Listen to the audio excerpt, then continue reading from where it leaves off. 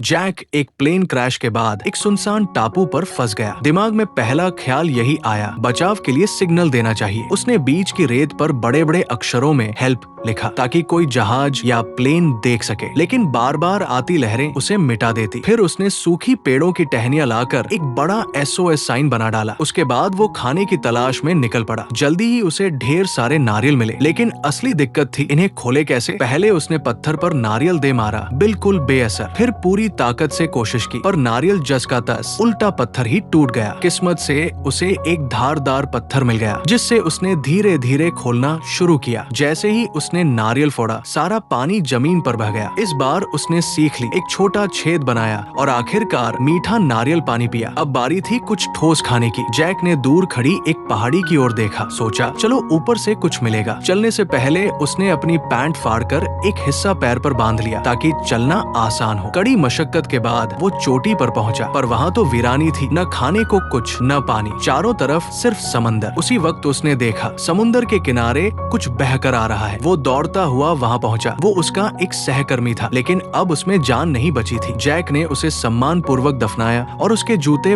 पहन लिए। थोड़े छोटे थे, लेकिन काम चल गया। समय बीतता गया। अब जैक की सर्वाइवल स्किल्स बेहतर हो चुकी थी। पानी के लिए नारियल और भूख लगने पर मछली पकड़ने की कोशिश। हालांकि उसकी फिशिंग टेक्निक देखकर लगता था कि उसे अभी बहुत प्रैक्टिस की जरूरत है। एक रात उसने समंदर में दूर एक चमकती रोशनी देखी, उम्मीद की किरण। वो चिल्लाया, इशारे किए, पर सब बेकार। अगली सुबह भी रोशनी दिखी तो उसने लाइफ राफ्ट उठाया और निकल पड़ा, पर समुद्र की ताकत को उसने कम समझा था। एक जोरदार लहर आई और राफ्ट पलट गया। गैस लीक हो गया और जैक भी घायल हो गया। घसीटता हुआ वो किसी तरह वापस किनारे पहुंचा। तभी जोर की बारिश शुरू हो गई। जख्मी हालत में उसे एक गुफा मिल गई और वही बेसुध हो गया। अगली सुबह सूरज की तेज किरणों ने उसे उठाया। अब उसने कुछ पुराने ब्लाइंड बॉक्स खोले, शायद कुछ काम का मिल जाए। एक में मिली सस्ती कैसेट्स, बिल्कुल बेकार। दूसरे में एक कीमती फुटबॉल मिला, लेकिन जैक को कोई दिलचस्पी नहीं थी। तीसरे में एक high and leopard print skirt और ब्लैक स्टॉकिंग्स थी। उसने सोचा मेरे काम की नहीं, लेकिन फिर भी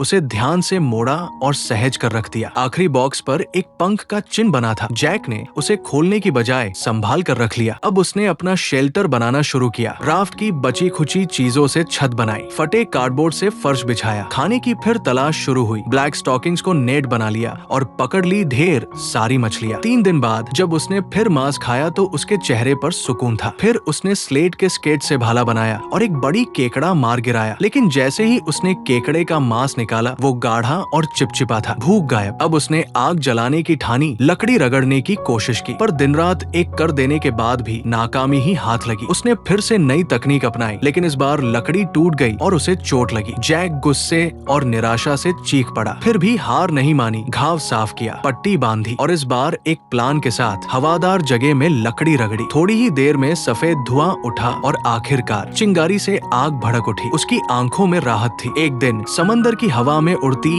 एक दरवाजे की पट से उसे आइडिया आया। जैक जंगल गया, सूखी पेड़ काटे, छाल सुखाई और उनसे रस्सी बनाई। फिर नारियल के तनों को बांधकर एक मजबूत राफ्ट बनाया। स्कर्ट से मिली टेप का भी इस्तेमाल किया गया। राफ्ट के पास उसने एक छोटा झंडा भी लगाया, जैसे किसी खास दिन का इंतजार हो। फिर एक दिन तूफान आया और जैक ने बिना वक्त गवाए राफ्ट समंदर में उतार दी। एक हाथ में ओर, एक में उम्मीद। वो लहरों से लड़ता चला गया। जैसे जैसे वो आगे बढ़ता गया, लहरें और भी ऊंची होती गई। एक 50 फीट ऊंची लहर सामने थी, लेकिन जैक ने हिम्मत नहीं हारी। लहर के साथ ऊपर गया और उसे पार कर गया। 4 साल से जो उसे रोक रही थी, वो दीवार आखिरकार पीछे छूट चुकी थी। अब जैक खुले समंदर में था, राफ्ट पर, नारियल के पानी और मछली के सहारे, आजाद और जिंदा।